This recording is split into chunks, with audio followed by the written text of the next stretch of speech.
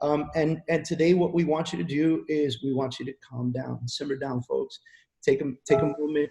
Let's talk about what this means for us and how we can, hey, listen, for lack of better words, capitalize on what's happening.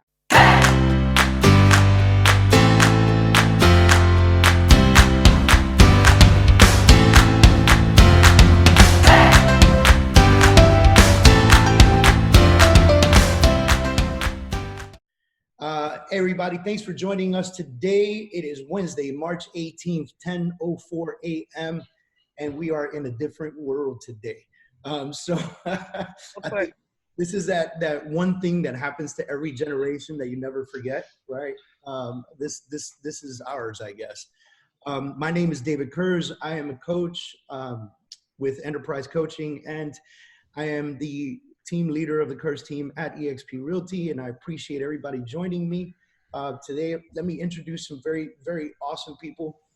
First, Dr. Jessica Lautz. Dr. Jessica is the Vice President of Demographics and Behavioral Insights at the National Association of Realtors. She received her doctorates from Nottingham Trent University in the UK. She has a master's in public policy from American University, an undergraduate degree in political science and justice and law from Central Washington University. The core of her research focuses on analyzing trends for both NER members and housing consumers through management of surveys, focus groups, and data analysis. She presents new and innovative ways to showcase results. Jessica discussed research findings with major media outlets, international presentations. Thank you very much for joining us today. Thank you. Anna Bozovic, someone who's been a repeat offender on my show, broker and market analyst, founder of Analytics Miami. She's been publishing macro trend reports for the Miami market for the last 2 years, and has been trying to get people to really realize the fault lines long before the coronavirus. Ronnie Eith, who's a 20-year mortgage professional who is originally from New York, moved to Miami in 2012 and has been a leader at top banks around the country, and currently building a team of rock stars over at Freedom Mortgage in Coral Gables. Joe is on with me. Joe is the broker and owner of Giddy out in Utah, right? Am I correct? Yes, sir. Awesome, man. Former Marine like myself. He served 8 years and 4 in the Utah National Guard. Thank you for your service. Joe is a repeat entrepreneur, owning everything from food locations to game stores to pizza stores to donut stores. 2011, fell in love with the idea of technology merging with real estate and jumped on board. Thank you guys for being a part of today's panel, and for helping, I guess, all the attendees that we have logging in really realize what's going on. And I think my goal of today's webinar is to give real information and to maybe take away some of the BS that everybody's getting their news from Facebook on, right? Like, everybody's news comes from Facebook now. Like, I was told the other day that we were going to be in complete shutdown by this afternoon, you know? I heard the same rumor. And it spread so much like wildfire that the White House actually had to put out a press release and say, guys, this is a rumor, right? So pretty crazy. But today's going to be about the market shifts, real estate sales, mortgage rates in the midst of a global pandemic known as COVID-19 or the coronavirus. For those of you that are not watching any media whatsoever, and this is the only thing you ever watch, I appreciate you. But coronavirus is basically a large family of viruses that has been affecting people all over the world. And it's basically a flu on steroids, to really dumb it down, right? And I think the biggest fear, the biggest issue that's going on with this is we don't have a cure for it. And so where we have the flu shot to kind of defend ourselves in the past, we're in a situation where we have a virus spreading that has no cure, that some people will die from, that some people will survive. And it's so easily contracted that people are being asked to kind of stay home, get away. And that creates a situation for us who are in sales in the people business, right? And I mean, if you really think about it, the grocery stores are the only ones really like capitalizing on this, right? Charmin toilet paper is making a killing. Zoom, thank you Zoom for allowing us to have a conversation without breathing on each other, right? Just all these kinds of things are happening, but the small mom and pop stores, car dealers, all these other folks, they're in a whole different world. I personally have had 3 contracts fall apart in the last couple of days. 2 listing appointments canceled, and I'm sure that people watching can attest to these kinds of things happening right now, because look, one of my appointments was a lady from Orlando who's supposed to drive down to Miami and show me a place that she has here so we can put it on the market. And she said, Dave, I apologize, but I'm not getting in my car and driving from Orlando to Miami and stopping at rest stops and not knowing who I'm talking to or anything else. And I said, you know what? I can understand that. Let's have a Zoom call, you know, like simple things, right? Simple things like that. So today what we want to do is first of all, let everybody know, please, be safe, take care of yourselves, take it seriously. You know, don't just throw this up and disregard it. You guys have seen me take photos from my office. However, I'm the only person going to my office right now. I travel from my house to my office and back. If I can stop at a supermarket and check in on some rolls of toilet paper, I will. Other than that, I'm home or the office, right? If you're experiencing fever, coughing, shortness of breath, difficulty breathing, persistent pains, confusion, inability to focus, blushed lips or face, those kinds of things, please go see a doctor. Even call the emergency room before you get there. Let them know what your symptoms are so that you don't overexpose yourself unnecessarily. And today what we want you to do is we want you to calm down, simmer down, folks. Take a moment. Let's talk about what this means for us and how we can, hey, listen, for lack of better words, capitalize on what's happening right now to make our businesses better one way or another, right? So Dr. Lautz, I want to start with you, if it's okay. Do you prefer that, or Jessica? How would you prefer us to address you? Jessica is great. So Jessica, I want to start with you, and I want to talk about what you know and what you're hearing over at NAR that is in regard to the housing market, the interest rate, sales, like what's NAR thinking is happening here? Like, are we looking, we're obviously going to look at a downtick of sales, interest rate already dropped, but then they're a little volatile right now, right? Yeah. And not to be, you know, all the news came out, 0% interest rate, and everybody was like, I'm going to buy a house. That's not the way it works, right? But and I've seen my wife, who's a lender, who actually works on Ronnie's team, and I've seen her sit in front of the computer and go, no, the interest rate was 3.2 seconds ago, you know, like. So what are you hearing? What are you seeing? Okay, so as far as the seller perspective goes, exactly like your client, they don't necessarily want people in their homes right now. They're feeling very fearful about that. But if their home is listed, you have to work through that in some ways. So there's a lot of sellers who are taking precautions. They're limiting open houses so that they stop that. And that's, you know, not necessarily across the board. Some people are doing it, some people aren't. If there's COVID-19 that's either presumed or it's active within their local markets, they're probably taking more precautions. Absolutely offering hand sanitizers, even telling folks, hey, don't wear your shoes in my house. Make sure that you put on gloves when you enter the house. Precautions like those are new over the last week. We took a flash poll last Monday. We took a flash poll this Monday. We're going to release the new results tomorrow. I can tell you without telling you the numbers that the results have changed. And that's not going to be a surprise for any of us as we're all stuck at home trying to find our own toilet paper. Right. The one result that doesn't seem to be changing though is the buyer demand. And not to be too tongue in cheek, but if you're stuck in a house that you don't want to live in already, you're certainly going to want to move as you're stuck there 24/7. So I think that buyer demand is probably going to be pent up for a while as sellers are restricting homes on the market, even taking them off, but also saying, you know what, I really don't want that many people coming into my home. So that we're really seeing a restriction on. As far as prices go though, with that restriction in sellers on the market, we're just going to see a continuation of prices. We've seen it for more than 90 consecutive months on a year-over-year basis of price growth across the country. And I can't expect that that's going to go away as you have this pent-up demand in the limited inventory that's already available. And I think, I don't know for sure, we're not forecasting it yet because we're in a point of uncertainty.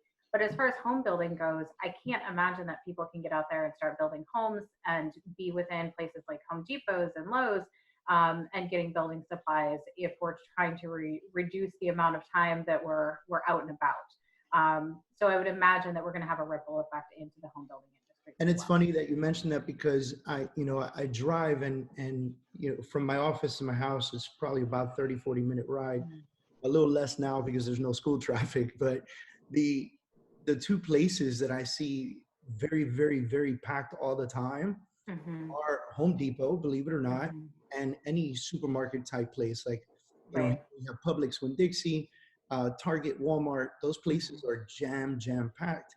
And I sit there and I look at it and I'm like, man, I'm gonna find the one grocery store that that doesn't have 700 people in it trying to buy something, so it's been real interesting to see this. I was trying to encourage folks to even use companies like Instacart and such, where you get the stuff delivered to you.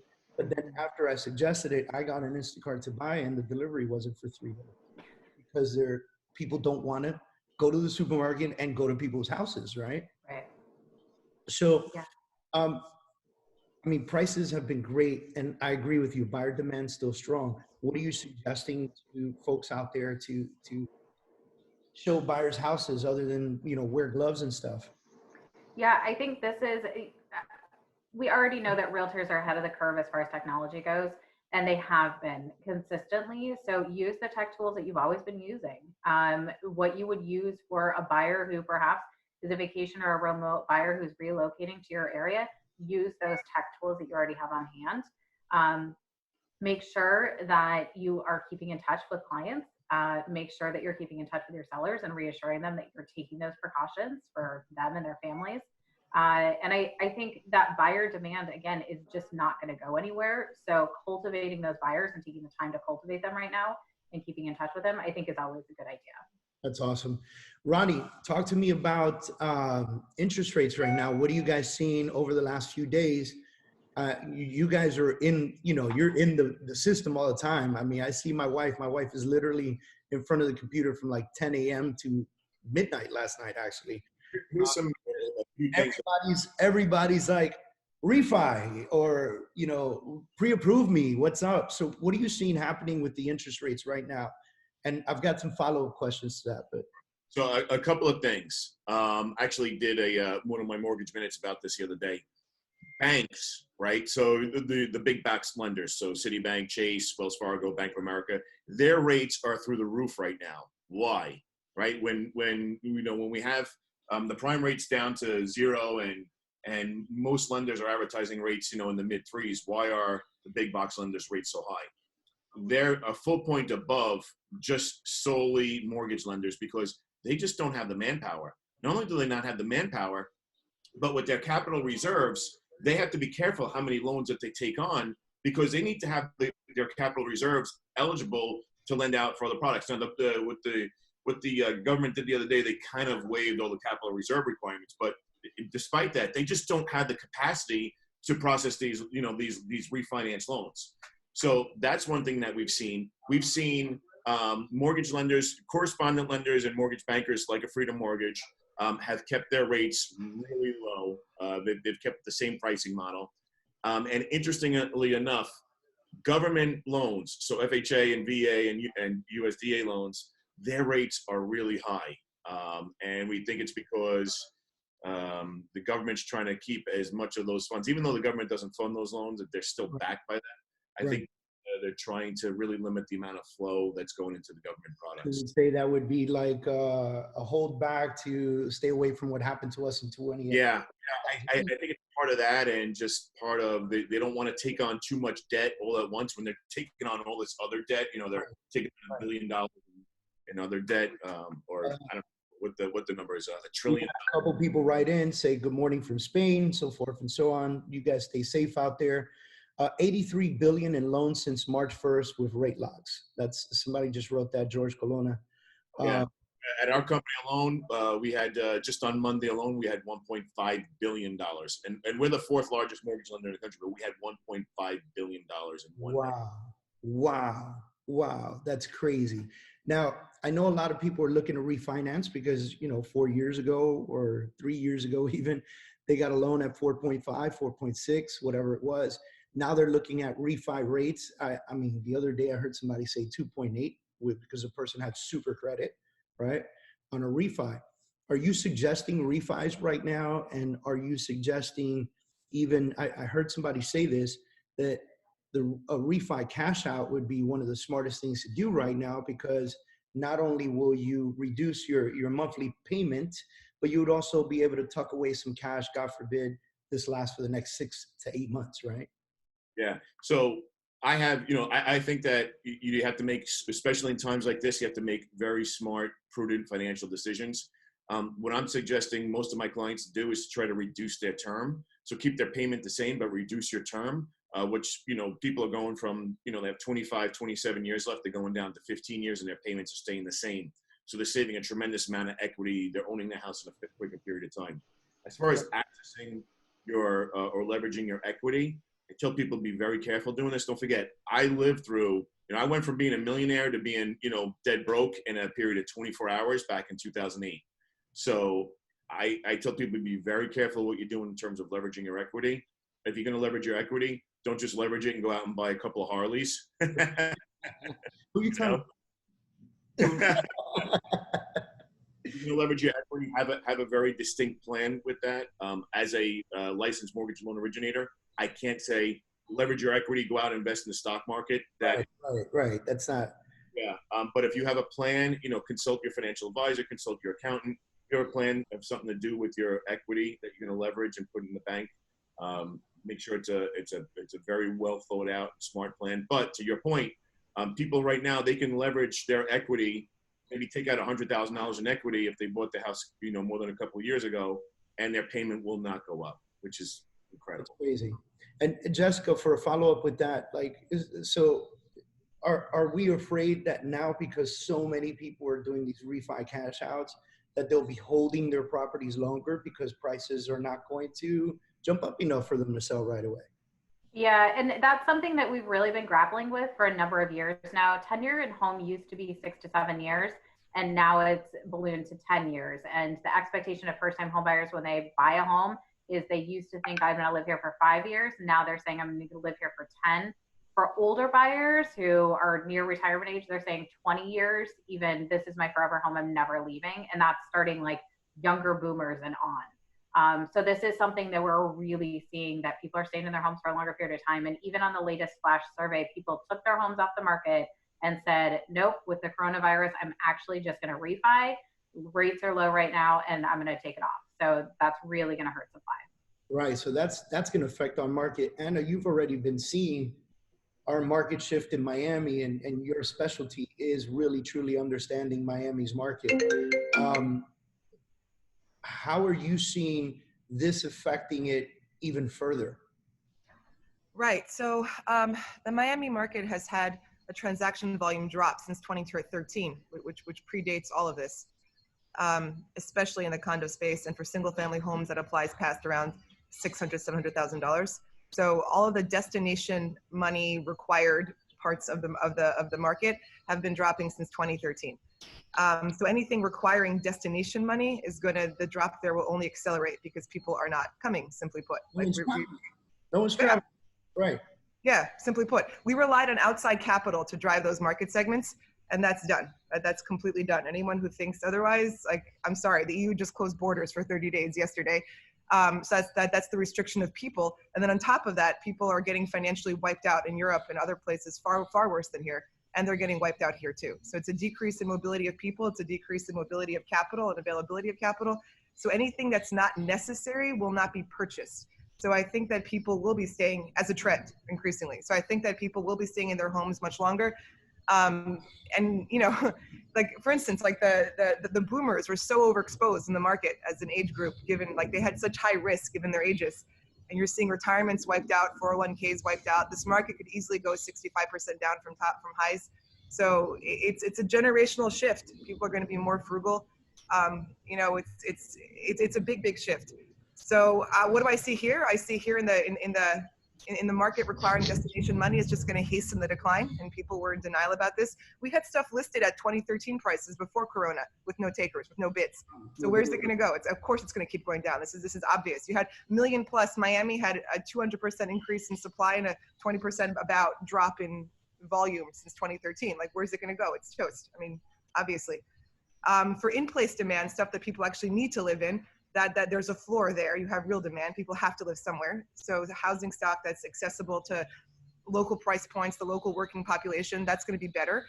Having said that, that's going to get hurt too. The Miami area is hugely tourism dependent. People are going to lose paychecks. It's not going to be Armageddon. This isn't like Hiroshima in World War II, but people are going to have less money. And when people have less money, this is going to put downward pressure on everything. And I think, you know, I want to get, you know, Joe, I've got some follow-up questions for you. Go ahead. Well, I was curious about what she was saying. Doesn't this also mean, though, that we will probably see a lot of people selling properties in areas like California and Florida where maybe prices are usually considered a little bit overpriced or high, and selling properties to move to areas like Southern Utah? So those areas are booming. He's right. I don't know. Like, it's a good point, because there's two scary sides to this, and Jessica and Anna could chime in, and Ronnie and I lived through it too, so we know what's up. But there's two sides to this. There's the person who does a refi cash out and is smart about it, and then they end up staying in their house longer, and they've got some money tucked away where they could survive the next year, right? And then there are the folks who do a refinance cash out and spend the money on the most sexiest boat that they can buy, and now they're in foreclosure. Now they can't pay their mortgage, right? And They can't afford that house anymore. Right, their payment went down, but why can't they pay their mortgage? Because their business went down, right? Like businesses is slow, right? Oh yeah, and that's going to continue for a long time. I mean, you just severely restricted the flow of people on the street. And America is largely run by small business, which is the beauty of America, in my opinion.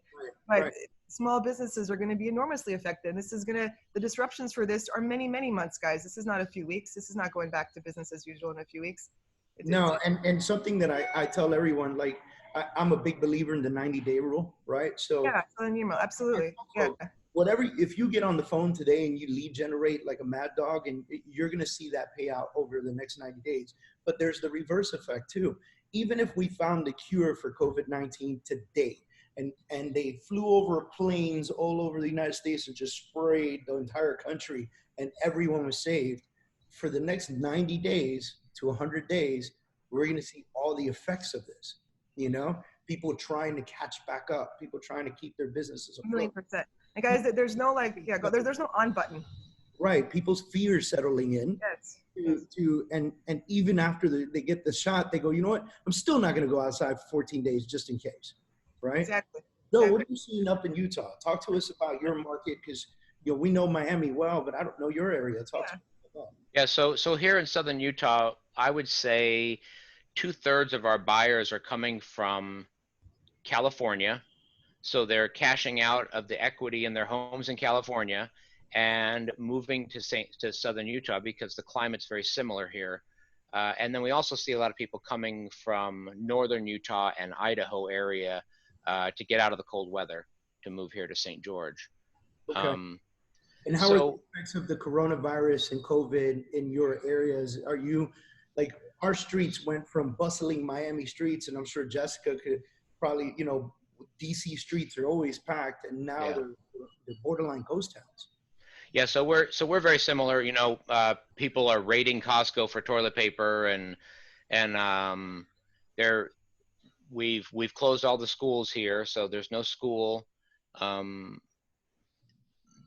Basically, I think similar to what's going on everywhere across the United States. We just closed schools till April 15th now. It was supposed to be for a week. We were supposed to have a week off, and then that was followed by spring break, so it would have been legitimately 2 weeks. Now it's April 15th, where everyone just got that message last night. Yeah. So, you know, when you think about that, where everybody's so afraid to go out, you know, it makes it a very difficult situation. Just on a national level, you know, are we looking at these similar fears that we just talked about in Miami, where people are refinancing, and then they won't be able to afford, and they'll end up in foreclosure? Are we looking at an uptick in foreclosures over the next 18 months? Are we back to scale at a high level, you know? I think we're in such a state of uncertainty. The one thing that I would say that bodes well is that we do have a hangover effect from the last recession. Absolutely. People changed their behavior. They made sure that they have plenty of equity in their home. They made sure that when they put down a down payment, they put more for a down payment than they had before. I hope that that carries through. I hope that we've learned something from that financially, and we don't take the cash out refi and go and buy the big diamonds and go and buy the big boat. I don't know though. And so I think that this will be a wait and see situation in a lot of cases. Right, right. All right, so let's talk. Is there anything out there? There are a few questions. First of all, let me jump in here. I'm sure we've all seen the COVID-19 addendum or some version of it. Does force majeure apply to these contracts? Should a shutdown extend longer than planned for closings? How are banks going to treat deadlines? Anyone can take this one. We have no idea. Guys, I think this is a good opportunity to say that this is uncharted territory, and that's the honest truth. You know, you have millions, and just think of it this way: hundreds of millions of people are changing their daily behaviors at scale. So the trickle out effects of the impact of that on everything are enormous. It's a non-linear, unknown outcome. No one has any idea when things start happening at scale. So for instance, like New York State just put that moratorium on evictions, commercial and residential, and Miami-Dade has one too. What does that mean? That means people aren't going to pay because you can't enforce. Right. You can't enforce. No one's going to pay. So how do you underwrite that? You own a building, you own a condo. They're not going to have mass evictions, but you're going to have, let's say just 20% of people stop paying. What does that do for that market? What does that do for the landlord's loans? What does that do for everything? So I don't know. It's kind of mind-boggling. Very similar to 2018 where you know, and I don't know if you guys are familiar with Tim and Julie Harris. They had a podcast come up the other day, very, very amazing coaches. And they said something really intelligent that I really enjoyed. They said every generation has a mindset shift, right? But like we went from, you know, work my job and my 9 to 5 and own my small home with my picket fence and, you know, the whole nine, and put 20 to 25% down because that was the American thing to do, to, you know, my mortgage is going to be the first thing I pay all the time. Like I will never not pay my mortgage. My house is my house. I will not pay, you know, the car before I not pay my mortgage, right? And then 2008 happened, and it was like, well, okay, if I don't pay my mortgage, it's gonna be like 18 to 24 months before they kick me out. So, you know, I'm gonna buy a nicer car. You know? Speaking to deadlines, David, one trend that we've noticed is we've had probably 4 of our buyers in the last couple days that have asked for extensions on settlement deadlines because they're not sure they should be buying a house right now in this volatile market. And 2, they're also thinking that if I hold out longer, I can lock in a much lower rate on my mortgage. Right, right. I don't know, it's nuts. Chris Kruger, this one I'll shoot to you, Ronnie. Have a 6.5 interest only loan that will be switching to a principal and interest next year. Would like to refinance, but seems I can never be eligible. My debt to income ratio won't ever qualify. I only have 5% equity at the present time. Any suggestions? Well, they're probably, you know, I'm just reading into it, probably not eligible because of either income or credit. Okay. So, you know, my guess is that, you know, maybe they're self-employed, and if they're self-employed and they didn't qualify before, and then with everything that's going on now, probably they're going to see a dip in income. So it's going to be that feeds into everything we're talking about. I say this to you know, self-employed people all the time. You know, you could either take advantage of all the tax loopholes and pay a lot less in income tax as being self-employed, or you can, you know, pay the taxes based on the true income that you make and qualify for any loan out there that a bank's gonna, you know. So it's can't have your cake and eat it too, unfortunately. Yeah, right. All right, so Juana Watkins, Florida Realtors, directly addressed, the legal landscape for COVID-19 is changing daily. Because of that, The legal analysis of these issues could easily change in a very rapid and drastic way as the pandemic unfolds and eventually resolves, which is basically what we're saying here. And Anna just said it, nailed it in the head. We're in uncharted territory here. We have no idea, right? You know, George is writing a bunch of stuff in there. You guys can read them. They're in Q&As. Contract clauses as a starting point. If people have specific issues, they should review their contract and lease and see if any existing clauses address their situation. And we can keep going on that, but now let's stop. If we could take what we're going through right now and let's find a way to turn this in a positive nature, right? Some of the things that I would like for our listeners, our attendees, we've got 78 people on right now, and this will be watched on YouTube by hopefully hundreds. First piece of advice that I can give you is stop believing the hype on social media. Stop using Facebook and Instagram as your news feed and listening to Joe the Plumber give you information on coronavirus, right? Like, can we all agree on that? You know, I don't know. I know. And then I would like to even take that a step further. I know there's a lot of funny memes out there and people want to keep a light mood. I think it's detrimental to your business when you take a global pandemic and turn it into a big funny and then put it out on social media making fun of it. And because there are people getting sick with this, there are people dying with this all over the world. And in my opinion, it's like getting on and making fun of AIDS or cancer. Like, it just doesn't make sense, you know? If you want to, and I'm not saying everybody's gonna get super serious. If you want to make fun of the toilet paper, we've done it like 6 times already on this podcast. That's fine. That's funny, you know? Like, I don't know why they're buying so much toilet paper, you know? But, or why the stores can't keep it in stock. I think they're hiding it in the bag and putting it out little by little, like, you know? But when you start going in on making the virus something funny, it only takes that one customer that really took care of you for many years, and you know, you took care of them and you guys are great, to have somebody close to them or themselves contract coronavirus and see your post and your relationship with that person is done. And so just be smart about the content that you put out.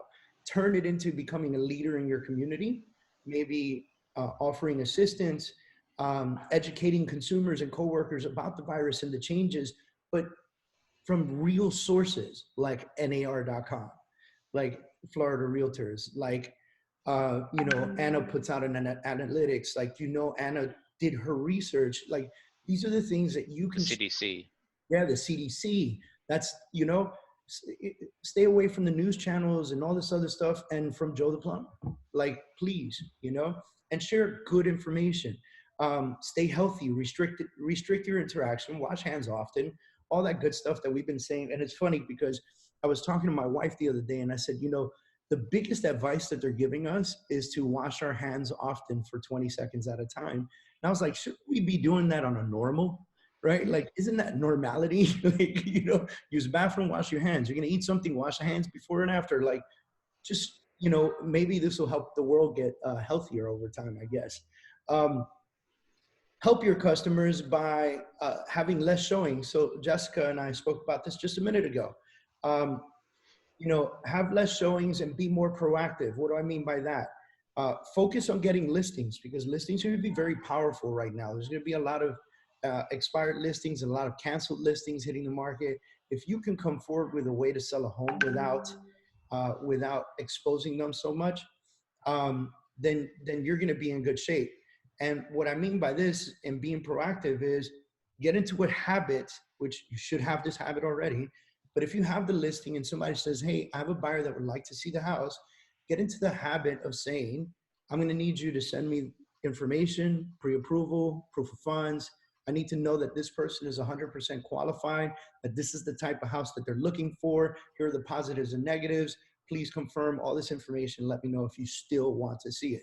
And then go as far as buying a little box of masks and gloves or whatever the case is, little foot booties, whatever, and have them in your car and go to the listing and hand it out. Hand it out to people.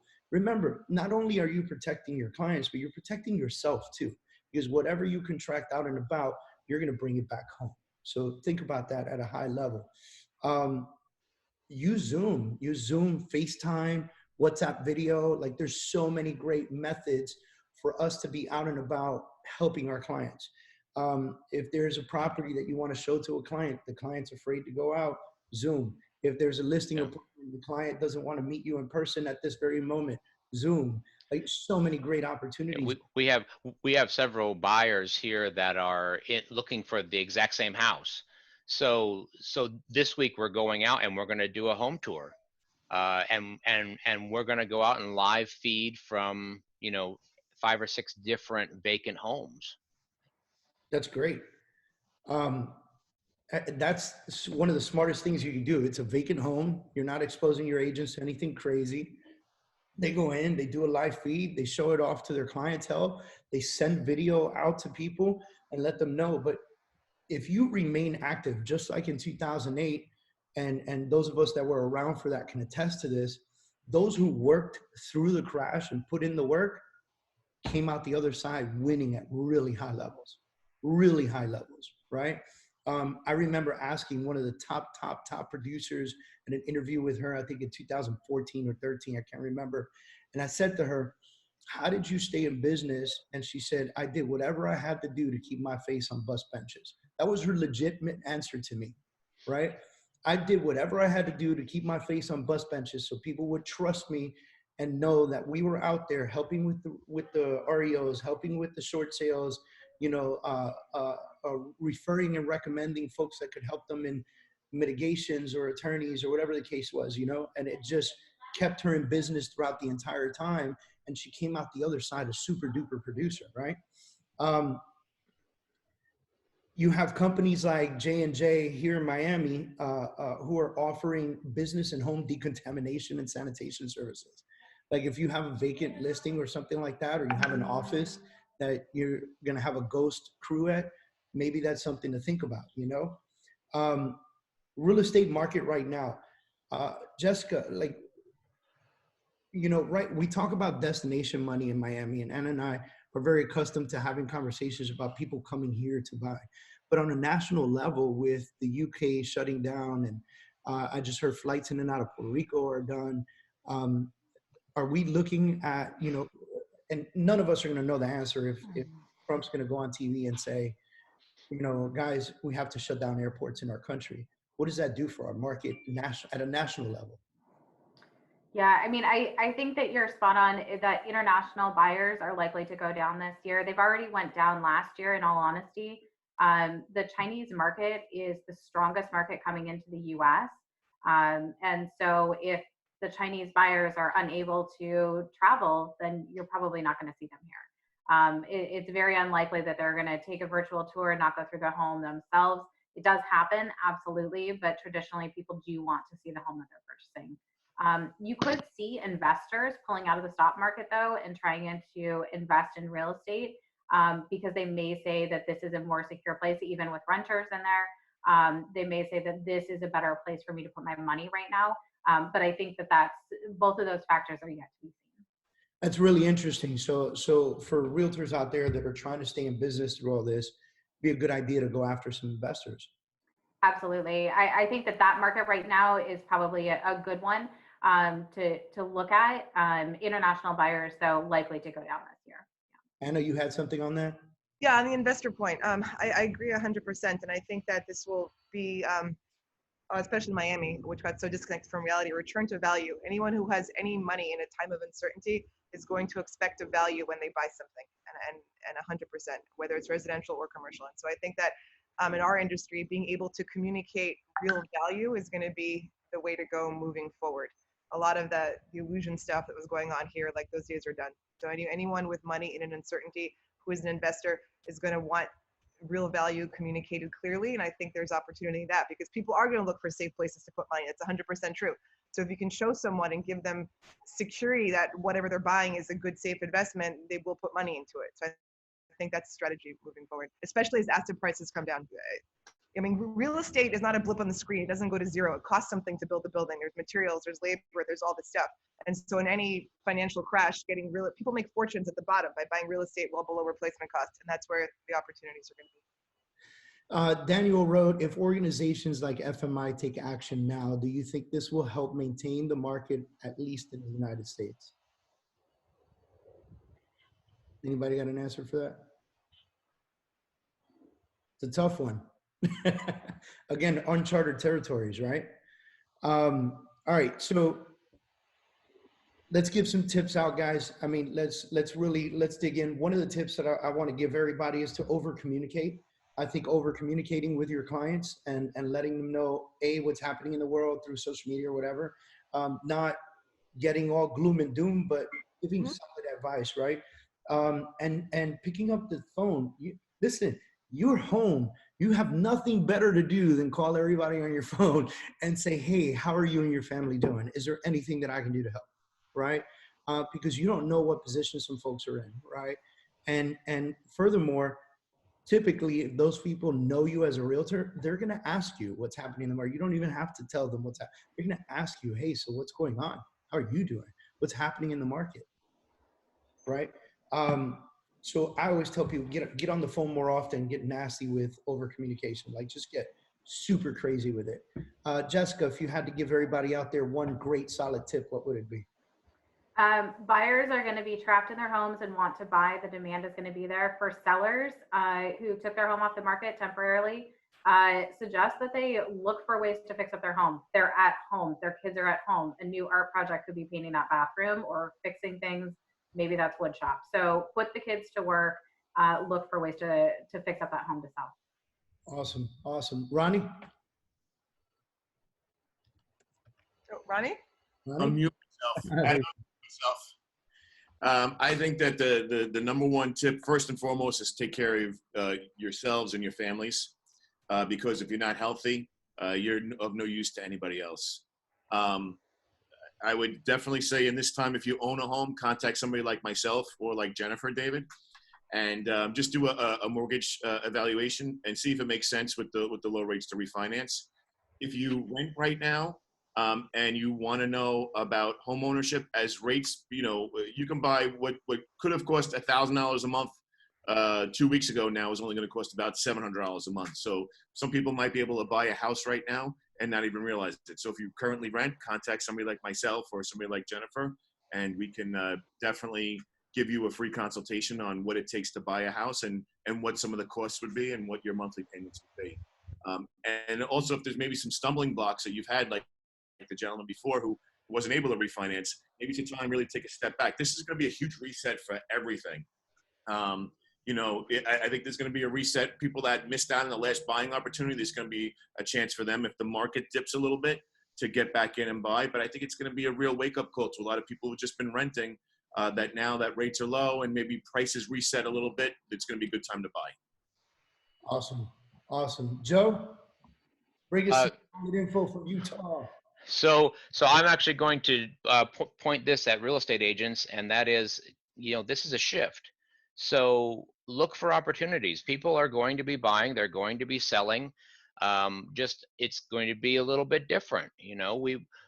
With this economic downturn, we're probably going to be seeing a lot of people downsizing or moving to less expensive areas because they want to be able to maintain the lifestyle that they've grown accustomed to. So I would say, keep in mind, this is a shift. Look for opportunities. There's always going to be business to be done.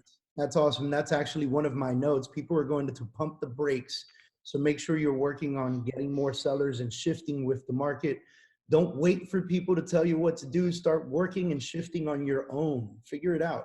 Okay. Pay attention to the market. Anna, one good piece. Yeah, one good piece. I'm going to start with Ronnie. Everyone stay healthy. That's point number one. Don't get swept up in mass hysteria. This will pass. It's important to keep clarity of thought, keep your health. And what you were saying, David, look for ways to pivot and get ahead of the curve. Stop being reactionary. Turn off the TV, get a clear head, get ahead of the curve. There is always business, always. People can do well in any market. You just have to recognize where it's going and get ahead of it. And my advice would be to start offering real value to people in terms of communicating the value of what it is. I don't think it's gonna be enough to say, oh, look, this is so pretty. Maybe for a few buyers, I don't know. But I think that in times of uncertainty, people are gonna look for you to be a thought leader, someone who gives them a sense of security in what they're purchasing. And I think that much like coming out of other big financial crashes, that there's going to be an appetite shift for risk, and that people are gonna be looking for security. So make them feel secure in what they're buying, communicate value very clearly. Awesome. Thank you so much for that. You know, find ways to, you just said the hysteria, right? One of my notes was find ways to make this less scary for people, right? People are already afraid enough. Fear is what's driving all the changes. And that fear of the unknown is always going to be there. And this will create a mind shift in people's lives for the rest of their lives. It will forever affect them. And so find ways to make it less scary for them. People are looking for leadership. Be a leader in your community. Know what stores are open. If you know, I know this is gonna sound funny, but if you find toilet paper, post it on social media and let people know where they can go find it, right? Simple stuff like that, but be a leader in your community. Let people know what's happening with the interest rates. Talk to your lender. I spoke to my lender. My lender's my wife, Jennifer, who works with Ronnie, right? And I told her, babe, I need you to reach out to the team on a daily basis. Just let them know what the interest rate. Just a simple WhatsApp message to everybody so that everybody is well educated and they're tracking, and it just, in the conversations that they're having while they're picking up their phone and talking to people, they can speak from an educated standpoint. Be that leader, be that person. Do your research and pass the message on. For everyone listening today, if you text Enterprise #1, Enterprise 1, with the number 1, not the word, Enterprise 1 to 33222, you'll always stay in tune with everything that we're doing as far as webinars and podcasts and so forth and so on. We'll keep you posted on all the educational value that we bring to the table. And I want to personally thank all of you for taking the time to hang out with me today on this panel. This by far is probably, like, I got goosebumps, by far one of the best webinars we've ever had. I think we've provided a tremendous amount of value to everyone out there, and we really fed off of each other fantastically. And it's, I really hope and pray that everybody takes this and do what I always tell you to do. Take action in your life and business, and make sure that you're not just on standby waiting to see what happens. Be active, be proactive, get out there and do it well. Thank you everybody for tuning in, and you guys have a fantastic day.